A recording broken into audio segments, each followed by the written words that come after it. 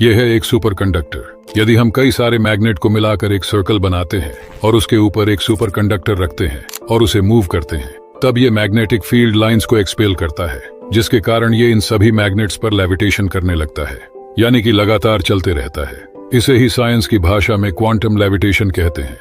ये सुपरकंडक्टर तब तक चलता रहेगा जब तक इसका टेम्परेचर ठंडे से गर्म ना हो जाए। अगर आने वाले भविष्य में इसका इस्तेमाल बड़े लेवल पर किया जाए तो इसके जरिए लेविटेटिंग कार्स और हाई स्पीड ट्रेन भी बनाई जा सकती है। अगर आप ऐसे ही साइंस में दिलचस्पी रखते हैं तो हमारे साथ जुड़े रहिए।